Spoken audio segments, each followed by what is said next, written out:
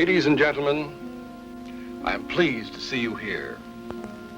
You came to be entertained and to forget your troubles. I know there is always some misunderstanding between husband and wife, parents and children and sweethearts, and everyone thinks his or her problem is always the greater. But I think after you hear this story, you might change your mind, and the things that appear grave to you now will diminish and fade away. This story has a real problem.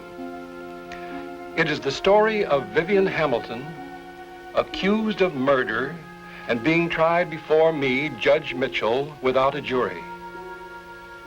Of course, the prosecution has painted Vivian Hamilton as a cold-blooded murderess, a woman without a soul. But we have yet to hear her side of the story. The defense may proceed.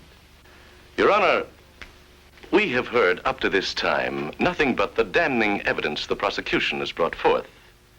We have offered no defense, nor do we intend to do so until you have heard the real story. Vivian Hamilton, will you now tell the court in your own words your story as you lived it? Yes, sir. We were such a happy family. The Gordons, Sardo, Del Rio, the Benedetts, Ross and Kennedy, Whitey Roberts, Tony Lavello. We've always been the headliners, the Hamilton sisters. It was during rehearsal that our manager, Mr. Hinckley, sold an idea to Mr. Mackenzie, the theater owner. And he...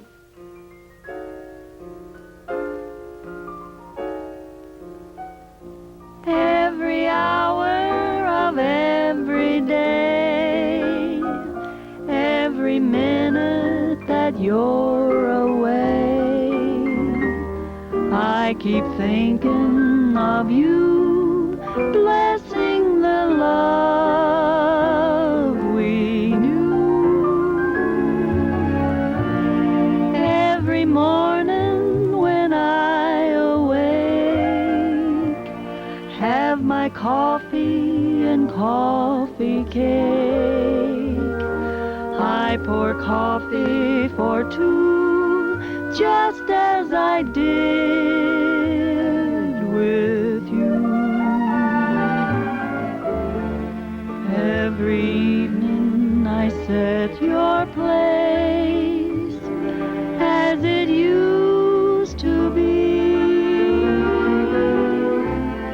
I imagine I see your face smiling back at me. Every hour of every night, I keep dreaming I hold you tight. That's the way it will be through this eternity, till you return to me.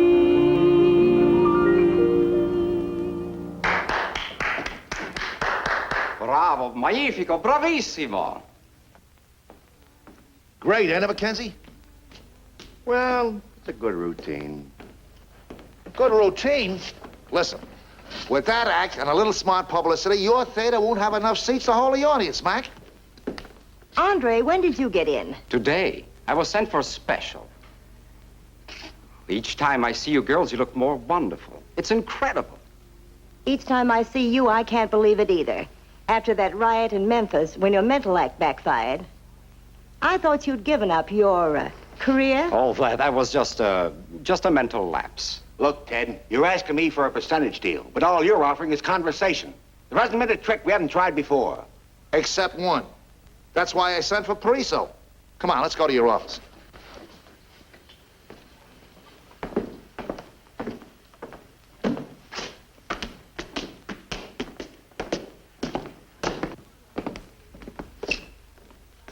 Come on, Andre. Voi siete un angelo del cielo, signorina. None of your foreign remarks. Oh, but I was talking about angels from heaven. Angel. Now, Mr. Mackenzie, will you tell the court exactly what happened? Well, I remember. It all started as a publicity stunt for the show. The theater business had fallen to an all-time low. I knew I had an exceptionally good bill, but it still didn't help. I was ready to listen to any proposition. Hinckley sold me the idea. All right. You put an SRO sign on my box office, Hinckley, and you got yourself a deal. But how about the girls? Will they go for it? I'm their manager, ain't I? Just leave it to Hinckley. Oh, say, Mac, I happen to be a little low this week, and since I've been engaged, I was wondering... Sorry, Andre. You know our policy. No advances. Besides, I didn't send for you. Well, then who did? I did. Oh, you. And how about you lending me $100 till payday? How bad do you need it? Bad enough to ask you. I'm not gonna lend it to you. This time you're gonna have to work for it. In fact, an extra 100 every week. What's the pitch? Romance, right down your alley. I just dreamed up a little publicity stunt for the girls. And I'm gonna need somebody to play, Romeo. For $100 a week? In advance. Bring on, Juliet.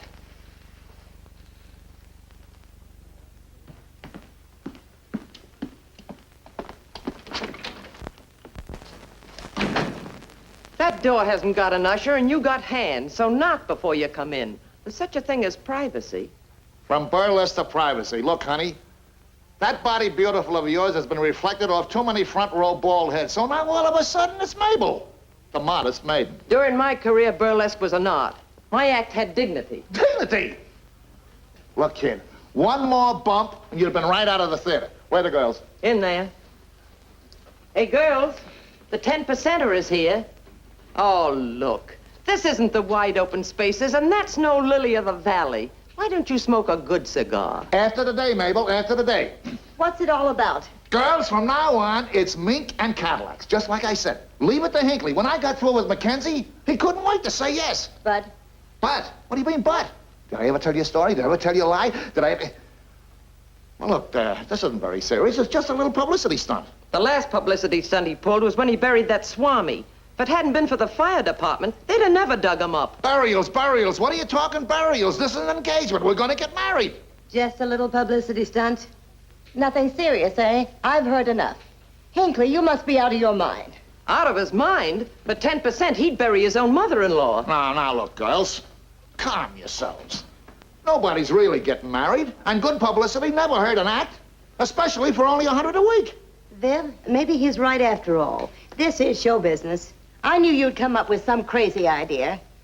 But this one might have possibilities. By the way, who's the groom? Andre. With all the men in the world, why did you have to pick on him? Who else would have done it? Count me out. I'm not the romantic type. Well, I guess from here on, my love story begins. Just leave it to Hinckley. Leave it to Hinckley. Well, if it all blows up, I can always go back to Minsky's.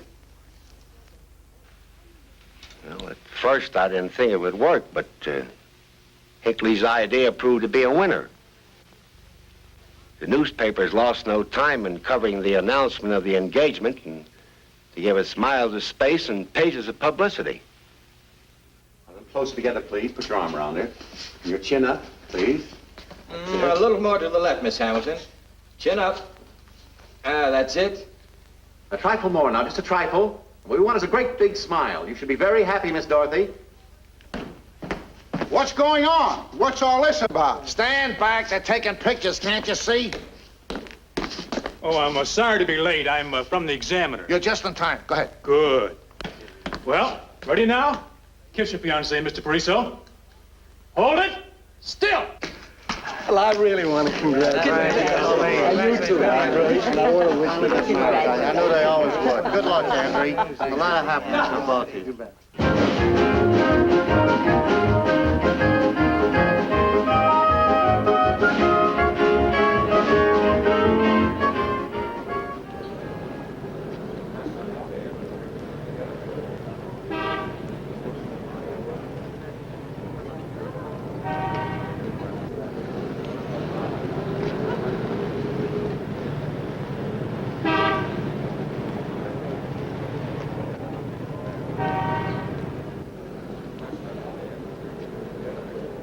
What did I tell you? SRO. Just leave it to Hinkle. Yeah.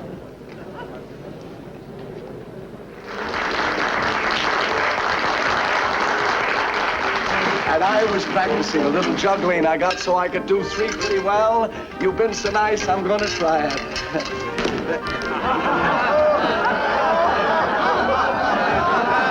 Jealousy. Wait, I'll fool him. You wait a minute.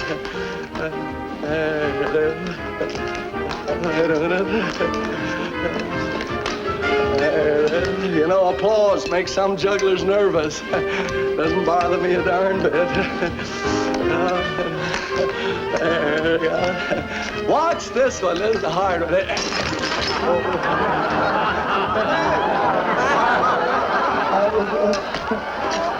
Oh, isn't that awful? Oh, wait a minute. Oh, for goodness sake. It's getting tougher. There, I got it. Oh, murder. Throw me another plate here, will you, George? Just one, so that's it. Very good. There, we got it. Wait a minute. Oh, how do you stop this thing? Don't laugh, it ain't funny. Now, wait a minute. Hold it. Oh, did you see that? Now, do me a favor, orchestra. Play me enough music to get me from here over to there, will you? Okay?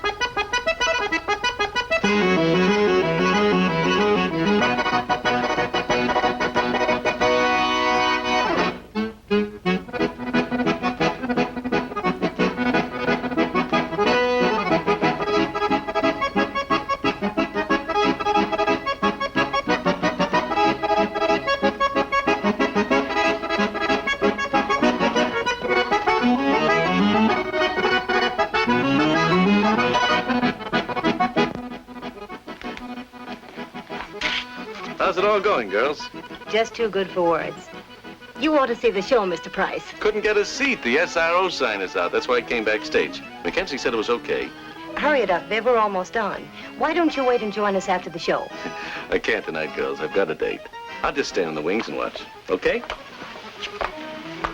Good luck.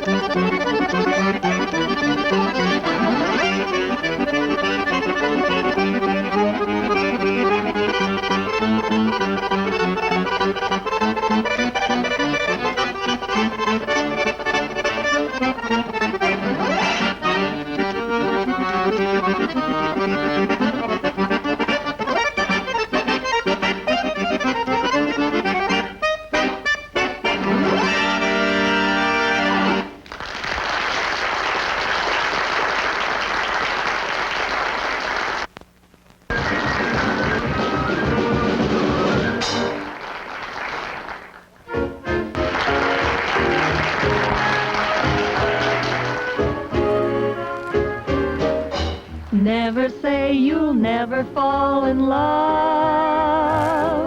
Never say you don't like dreaming of a cozy cottage, a garden too, and tiny feet to run to welcome you. Never say you'll never be the kind to ever keep one sweetheart on your mind, the kind that say they don't fall the hardest of all. So never say you'll never fall in love. Never say you'll fall in love. Like dreaming of a cozy cottage, a garden too, and tiny feet to run to welcome you.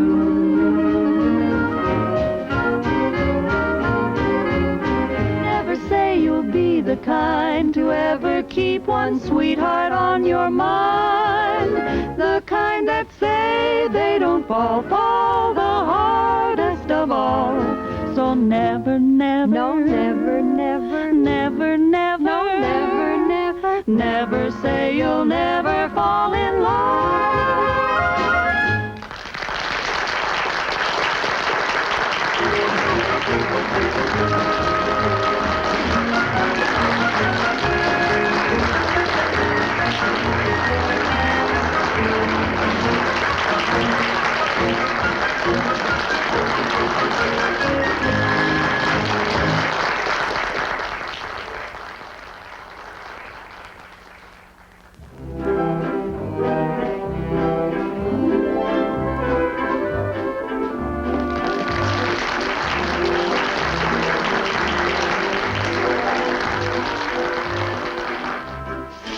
Ladies and gentlemen, a little bit later on in the act, I'd like you to see some very unusual rifle tricks. Right now, a little pistol work. If you please.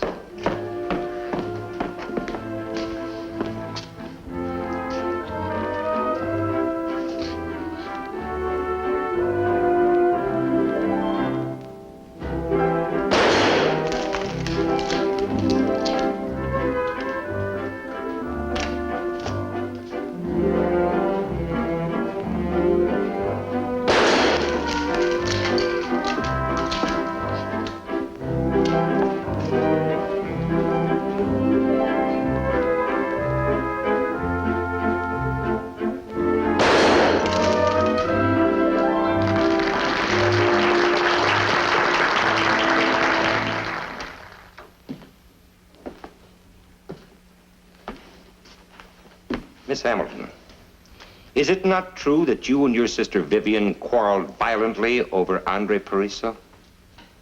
Yes. Would you say those quarrels arose out of your sister's antagonism toward the deceased Andre Pariso? We had shared our lives without quarreling. There were many rules we were forced to follow. But we had learned that most of our problems could be settled amiably. Sleeping, eating, living together. There were no adjustments in our relationship we couldn't make. But after our quarrels about Andre, all our rules meant nothing. Now, I'll bring you your black wrap. No, I don't think I want that one. Get my green wrap, Mabel. What is this, a quick change act? Why don't you make up your mind? I've brought you everything in the trunk. You know, I think I'll go shopping tomorrow. I haven't a thing to wear. Now, look, Dottie, this is the first time you've worn that dress. You forget, I'm engaged. I can't be seen in just anything, Viv. Wait a minute. You're not taking your publicity seriously. I hope you're not falling for that sharpshooter. Well, what if I do like him? He's shown me what living really means. Dottie, you are in love with him. Yes, and he's in love with me. You don't know what you're saying. You can't buy happiness. Maybe you can't, if you're trading for even money. But I can afford to be shortchanged. Don't forget, I'm 35. Come on, Viv, we have a date. You have a date. If I have a date, you have a date too, my dear. Yes, with Hinckley. I love to sing, and With love you're playing, never trust a gypsy with your heart. I was just a stranger, unaware of danger, in a gypsy tavern in Montmartre. A gypsy read my hand and promised untold. How could he understand that when I crossed his palm with gold, I gave my heart? Love will never find me, love I left behind me in a gypsy tavern in Montmartre. Oh no, you must never trust a gypsy with your heart.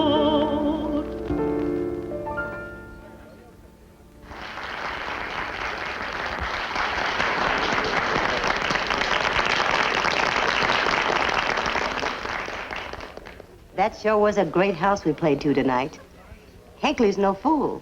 His idea really worked. We sure have been packing them in. Who is we? Why, Dorothy and me. Oh, and you too, of course. Where do you come in? Why, I am the groom. In that case, any man would do. You forget, my dear, not everyone has my charm. That's what brings them in.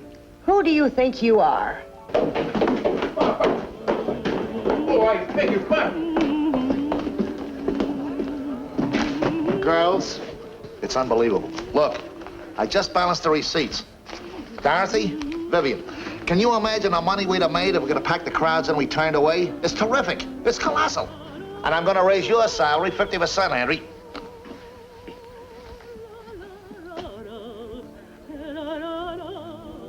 Not bad at all. Why separate payrolls? Did you really think we were one? We have separate bankrolls, separate accounts. We've always led separate lives. And I spend my money as I please.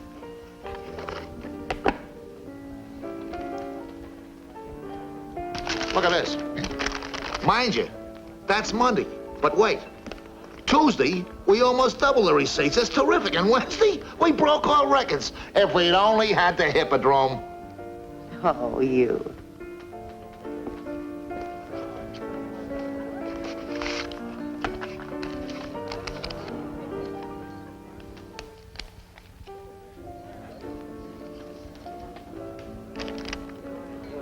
You're a door. I love you. Will you marry me? Uh-huh.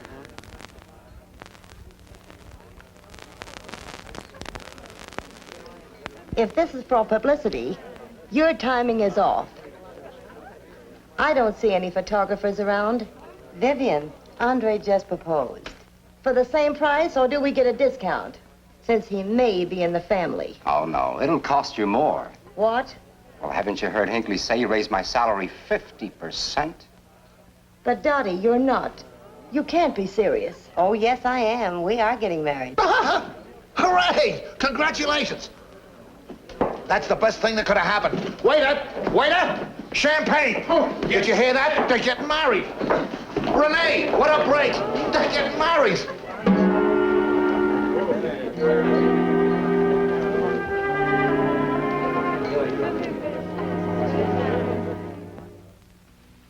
What is your name, your true name? Irene Anders. In the theater, you were known as Renee. Yes. You were Andre Parisso's assistant. Yes. Isn't it true that you were more than that? Yes. I was in love with Andre. We had planned to be married, and we would have been if it hadn't been for Dorothy Hamilton. He was in love with me.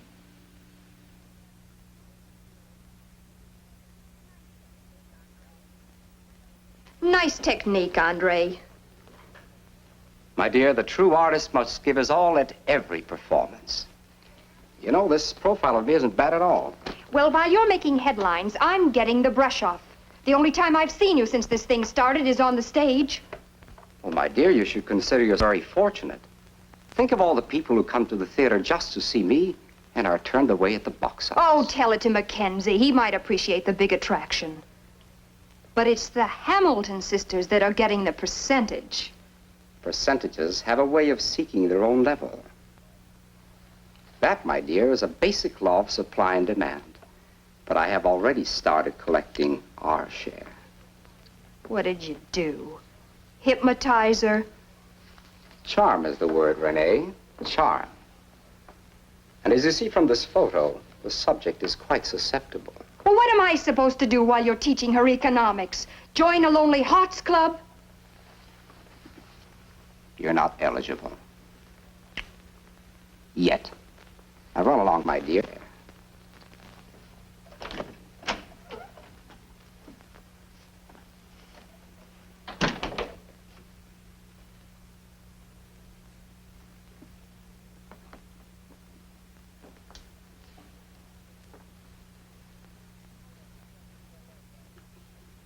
Why don't you turn out your light, Dottie?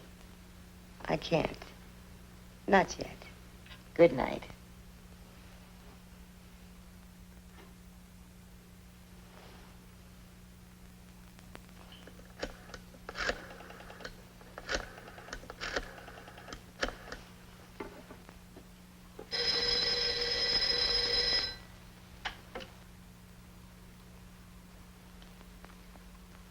Hello? Hello. This is for you. Listen.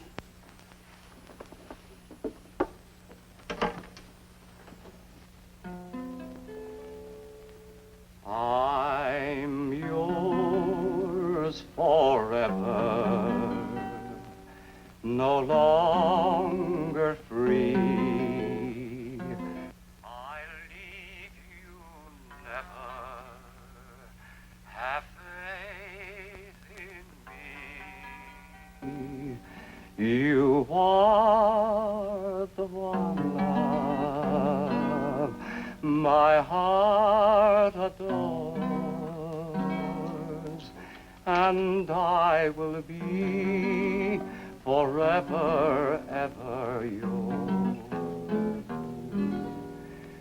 You are the one love my heart adores,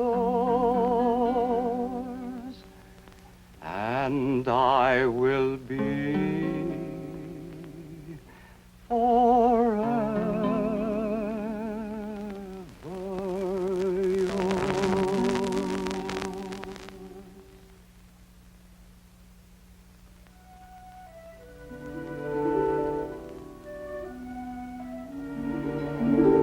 Good night, my darling.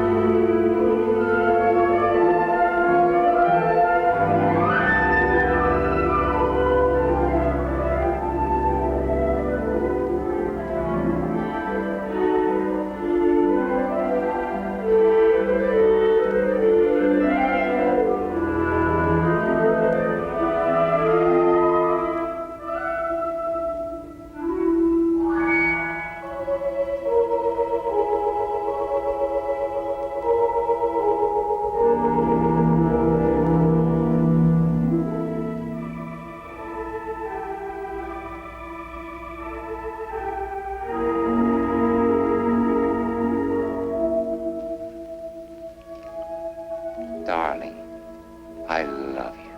Andre.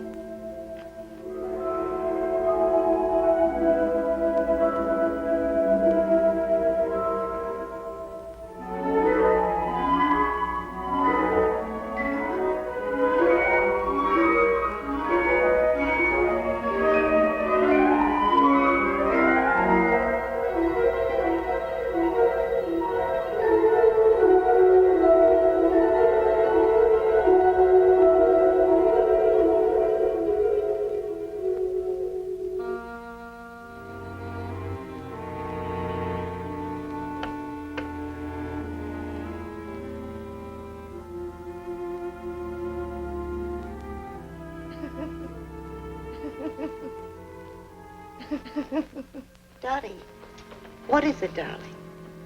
What is wrong? I've been dreaming. I can't go on.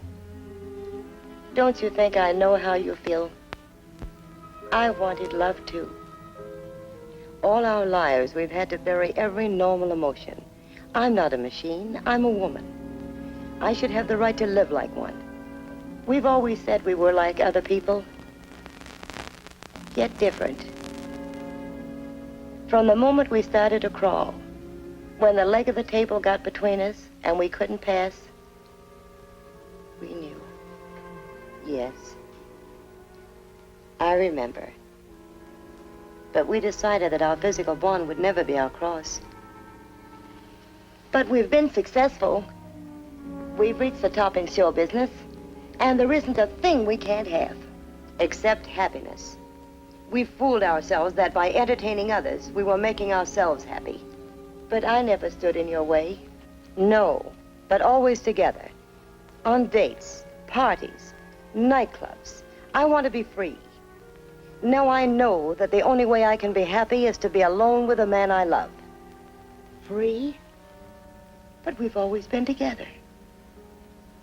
And we'll be that way forever. Not forever. There must be a way. There must be someone who can help. Then, remember? Dr. Thompson. Separation. But Dorothy. No. We've been prodded and examined like guinea pigs since the day we were born. This is my life, too.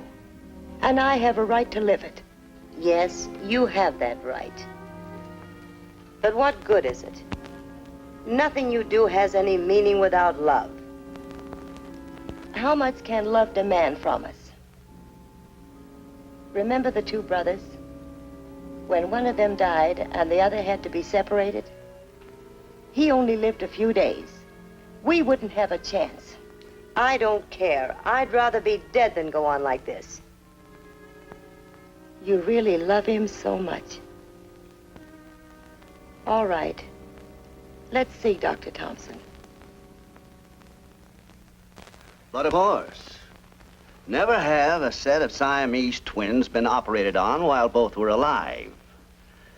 If this operation were to be attempted, it would have to be done in 3 stages.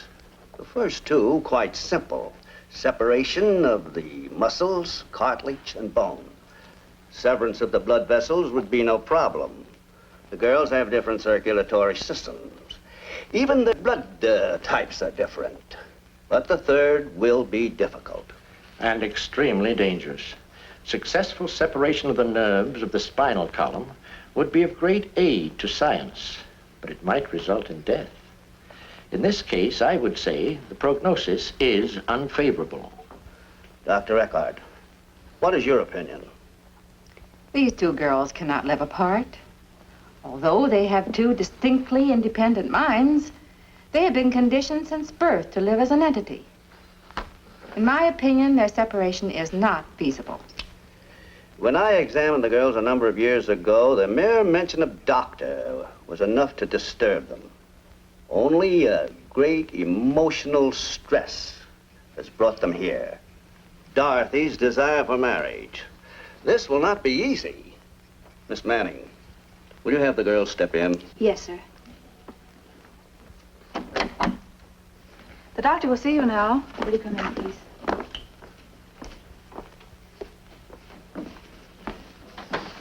Dr. Eckhart, Dr. Hurd, and myself have discussed your case at great lengths. And we want to tell you that we admire your extreme courage. But I'm afraid there's very little hope. Then there's nothing you can do. As a woman, I understand thoroughly. There is nothing to keep you from getting married. There's no reason why you can't have children, as you are. My advice to you is get married. I guess there's nothing left. It's your happiness. Go ahead. Get married.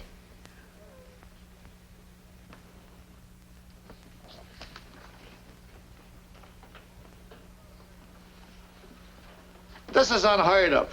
If somebody had told me, I wouldn't have believed it. Neither would I, but it's a fact. What's the matter with those monkeys? I don't know.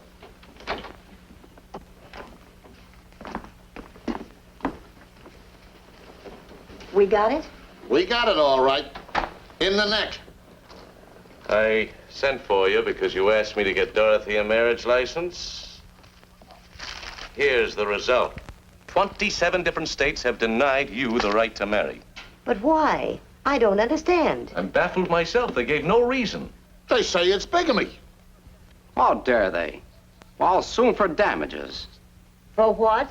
Why, the implication. Me, a bigamist.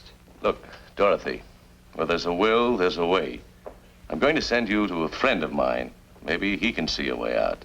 His name is Dr. Burnham. Doctor? No, he's not that kind of a doctor. Here's his address.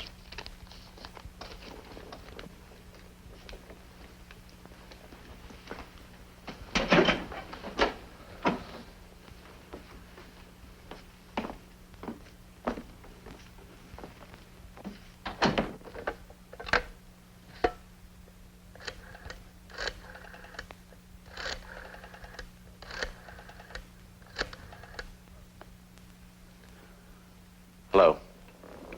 Dr. Burnham, please. Thank you. I'll wait. This way, girls. Who is it, Martha? Oh, there's two young ladies to see you. This is Dr. Burnham. We were referred to you, Doctor. Oh, yes. Well, I hope you won't mind if we chat while I plant this bush. There's a bench right over there, and Martha, why don't you fix us some tea? Of course. Thank you, Doctor. That old bench is a little shaky. Must fix it sometime, but the garden seems to take about all of my time. Martha objects, too. She says I spend more of my time on my flowers than I do on my sermons. And perhaps she's right. Though I must say my congregation doesn't seem to suffer for it. They're twins. Yes. Nature sometimes permits twins to blossom from the same bud. Permit? You make it sound as if nature were granting a favor. Oh, no, my dear. Nature never grants favors. What she does is with purpose and meaning. Every living creature is a part of her pattern. What purpose can she have in creating this, when every other thing is an entity by itself? It is not easy to understand God's mysterious ways with patience. But I'm afraid mine is just about gone now. This string simply won't come untied. Oh, thank you. Children, I think I understand your bitterness, but you must relieve yourself of belief in limitations. But the barriers raised before us are very real. Faith can overcome even these. You have been forced to live together constantly, bound by spiritual and physical ties. Yet I am sure you have found a way to live separate and private lives. Mentally we have, but it's almost impossible to convince people of that. That's why we came to you. I want to get married, but the officials have refused me a license. They say it would be bigamy. Why, that's bigotry. There can be no problem of moral or social wrong unless there is an intent of immorality. You shall marry the man of your choice. And I feel quite sure that in God's eyes, your marriage will be hallowed. Reverend Doctor, the tea is ready. Oh, yes, we're coming. Would you lead the way to the house? You see, I don't have my eyes with me. My dog is in the hospital. And now don't worry. I know about your problem. I'll see that you get a license.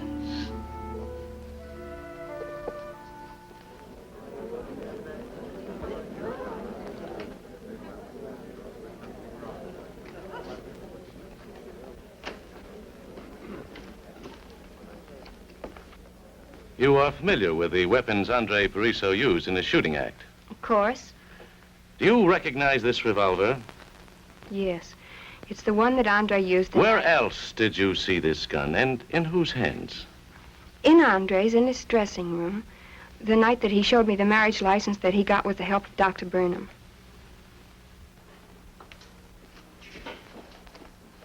You see, I got it.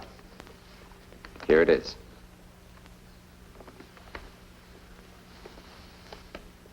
You're not going through with this. Why not? Who's going to stop me? Me. Suppose I told him the truth. About what? About us. It might spoil your marriage. You wouldn't dare. Don't forget, I use real bullets. Accidents can happen. I can miss. Oh, don't be foolish. Haven't you seen our new building?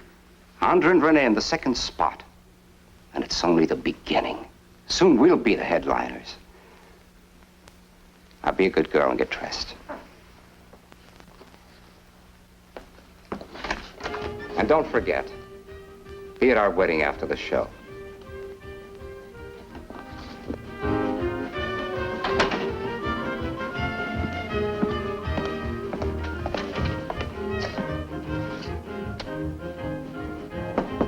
Come in. Darling, after the show we'll get married. Everything is set. I'm so happy. Oh, even the mayor promised to be at our wedding. I raised the prices and they're still fighting to get in. It's fabulous. Look at this. Look at the headlines. I just wish this theater was Madison Square Garden. What theater? I thought Dr. Burnham was going to marry us at the little church. It's ridiculous. This is the chance of a lifetime. Do you realize the publicity we're getting? Every official in the city will be here. How is it we knew nothing about it? There was no time for explanations. And after all, wasn't Dorothy eager to get married? Yes, but at least we should have been consulted. Well, what difference does it make where we get married? We're show people. Hamilton sisters, on stage.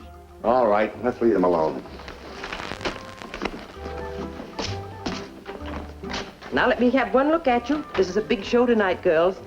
Yes, I think you look fine.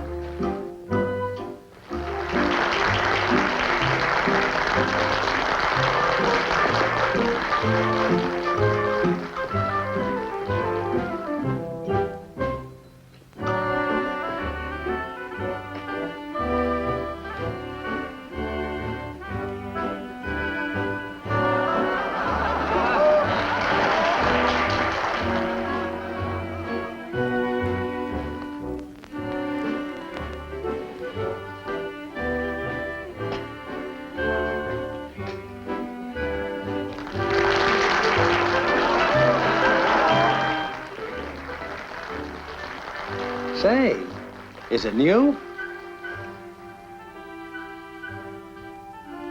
5 carats. Wonderful, Andre.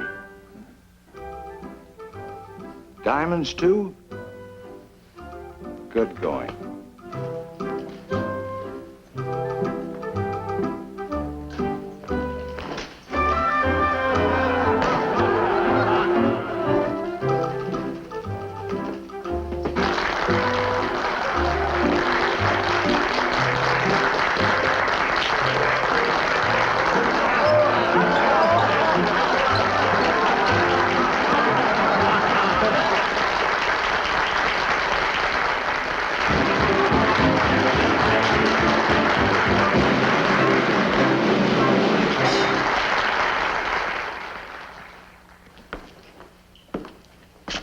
Ladies and gentlemen, this is the most unusual night in the history of the Bijou Theater.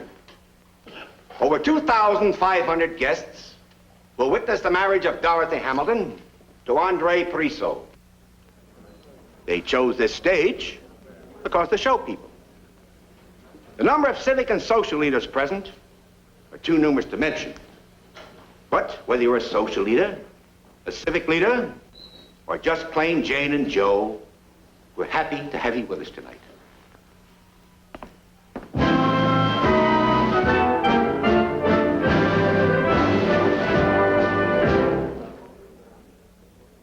We are gathered in this company to witness the joining together of this man and this woman in holy matrimony. Into that state, these two persons have now come to be so joined.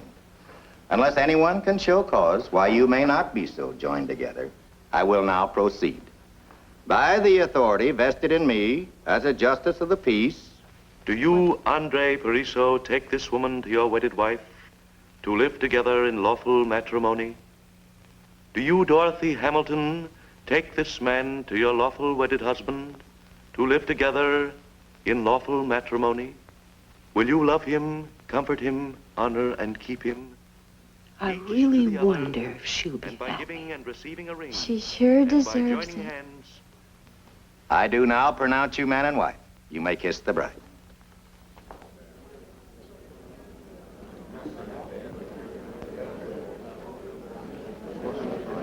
Congratulations, sir.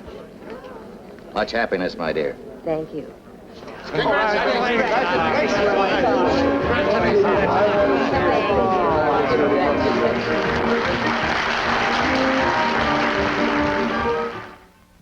Good night, girls. Good night, Mabel.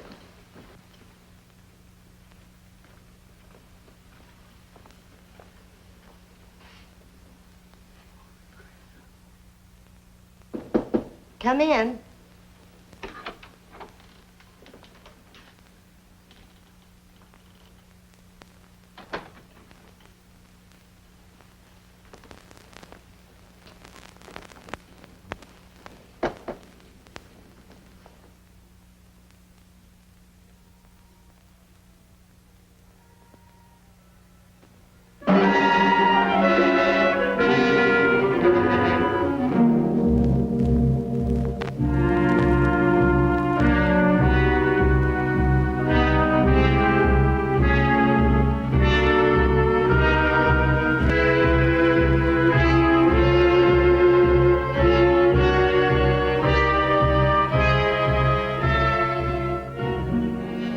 Yes, I feel pretty bad about that price.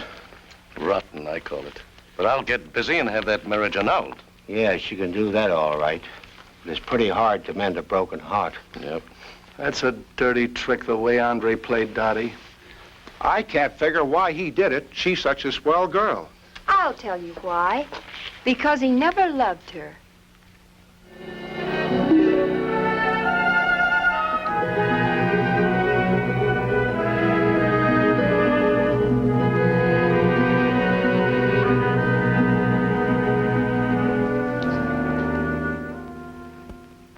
Vivian Hamilton, will you now tell the court what happened after Andre Pariseau deserted your sister? The show had to go on. We did our act as though nothing had happened. Until... Never say you'll fall in love. You like dreaming of a cozy cottage, a garden too, and tiny feet to run to welcome you.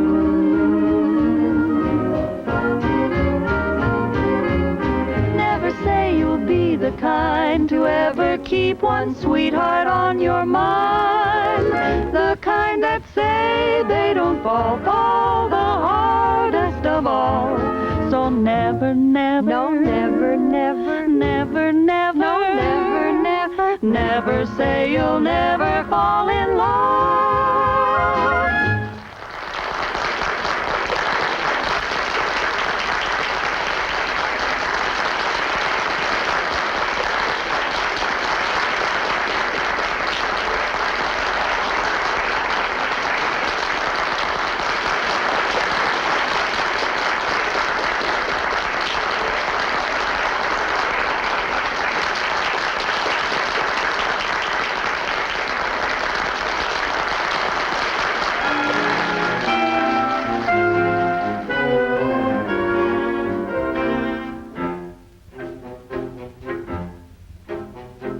stole the golden sunshine and left a barren sky. You stole the silver moonlight and left all heaven dry. The diamond stars above you, you plucked them all one day. Then in one magic moment, you stole my heart away. Why did you rob the sky? You're a love thief, but I know your reply. You stole the golden sunshine, then placed it in your smile. You stole the silver moonlight to help you to beguile. Your eyes are diamonds glowing, and through them starlight pours. My heart that you had stolen, you have replaced with yours. Why don't I try to fly? You're my love thief. I'll love you till I die.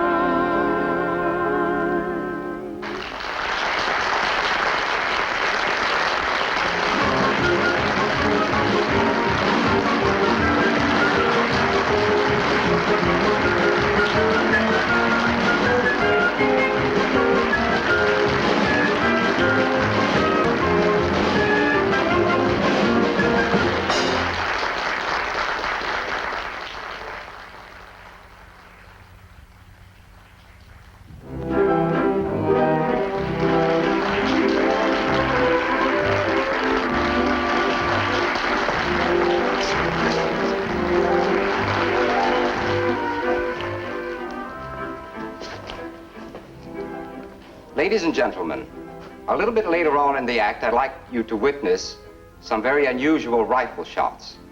But right now, a little pistol work, if you please.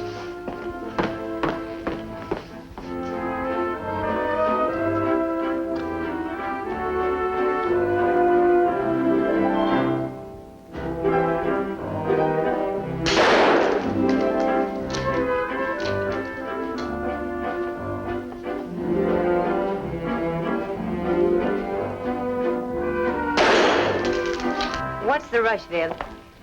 Why don't you snap out of it, Dottie? You didn't do a thing with our act tonight. I know it, but I can't help it. Look, sister, you don't think you're the only woman that's been jilted by Andre. No, of course not. It wouldn't be so bad, but I still love him. And that's what really hurts. Don't let him know it, Dottie. Smile. Put on a good act and smile. I'll try, Viv. Let's change and get out of here. No. Why? Not yet. I want to watch Andre's act. Oh, all right.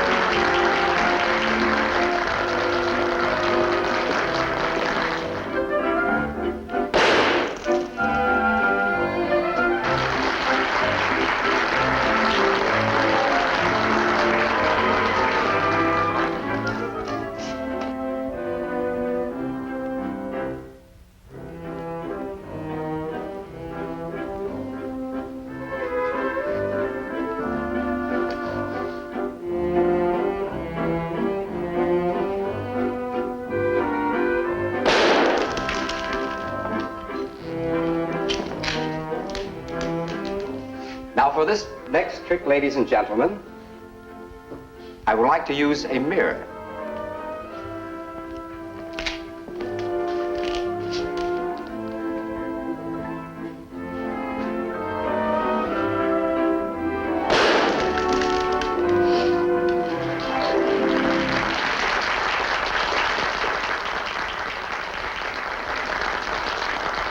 Ladies and gentlemen, I believe that the act you're going to see performed on this stage tonight is the only one of its kind in the entire world. I'm going to use these rifles to play that organ.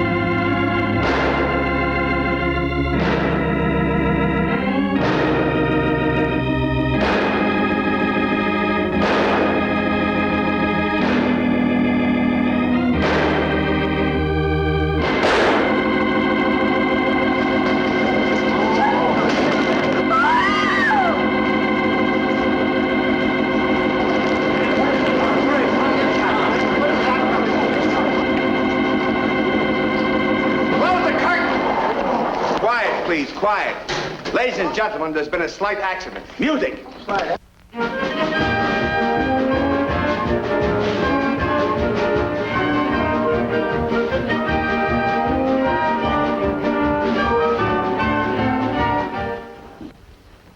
And that is the truth, the whole truth.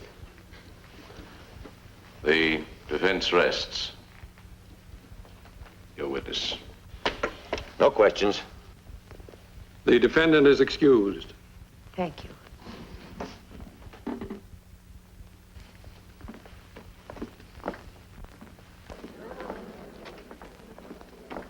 Judge is going to have a tough time making a decision in this case.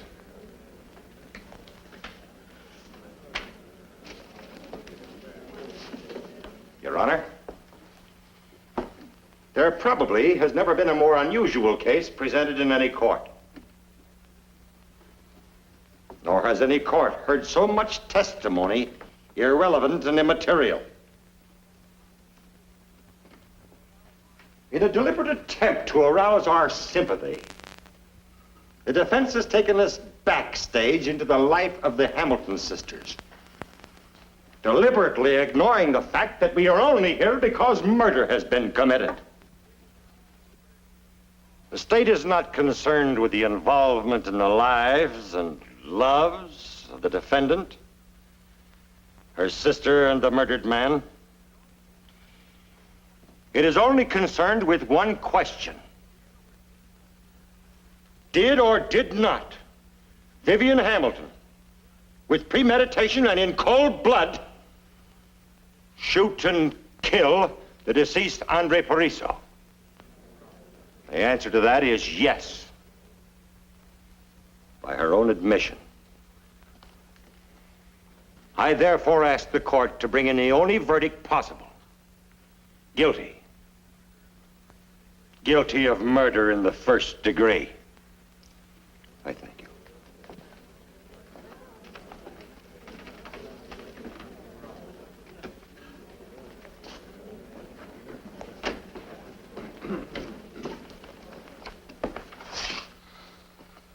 Your Honor, the state has built a case against Vivian Hamilton, which is punishable by law and applicable to all human beings. The prosecution demands the extreme penalty.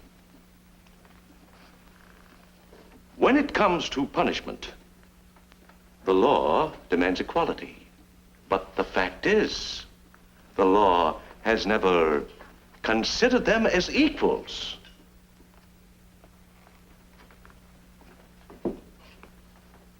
They have been denied marriage, children, love, and all normal human fulfillment. Do you know how the Book of Knowledge defines them? As monstrosities.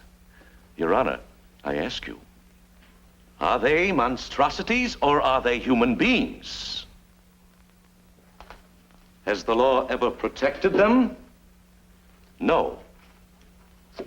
But when it comes to punishment, to the destruction of their lives, the law demands the extreme penalty. Yes. Vivian Hamilton is guilty. Guilty of loving her sister better even than her own life. Should you find the defendant guilty as charged, under the statutes of this state, the death penalty would be mandatory.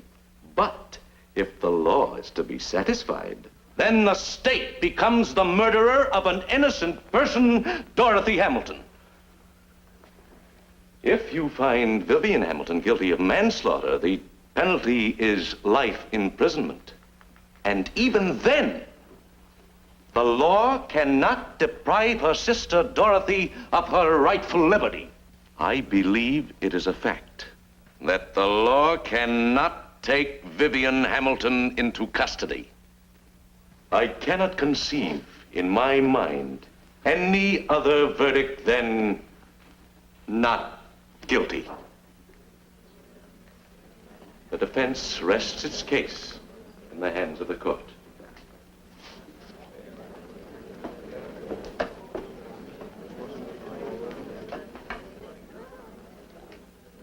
State may proceed.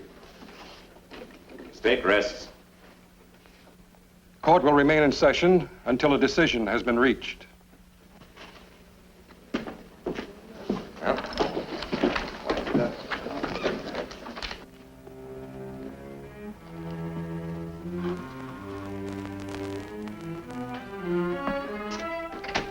Yes? Oh.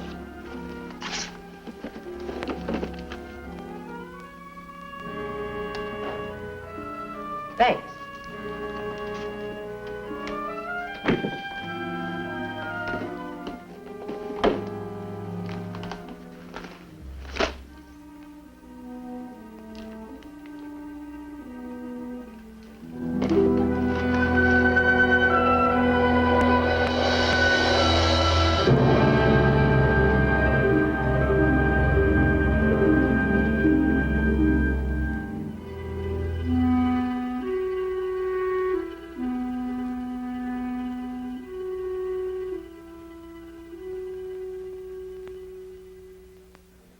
All right, I'll tell the judge.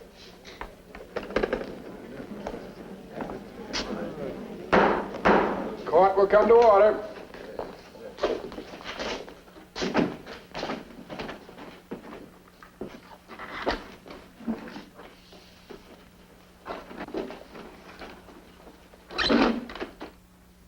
The defendant will rise.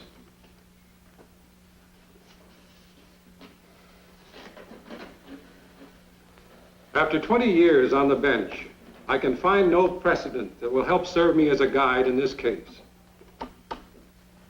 Justice has two purposes: to protect the innocent and to punish the guilty. Were I Solomon, I might be given the supreme wisdom to do justice. But as it is, I cannot pass sentence on an innocent person and deprive her of her liberty and her life. Therefore, a higher court than mine must impose final judgment. You have just listened to the tragic story of the Hamilton sisters. Do you still think that your problems are as great as theirs? And yet they learned to live in harmony. We all have problems. And I must confess that I too have a problem. Perhaps you can help me. The defense has chosen to place the entire responsibility of this case on my conscience. Had the defense chosen trial by jury, any one of you might have been selected to share this burden. And I wonder, if you were the jury, what would your verdict be? Please help me. Let me know. Help me solve my greatest problem.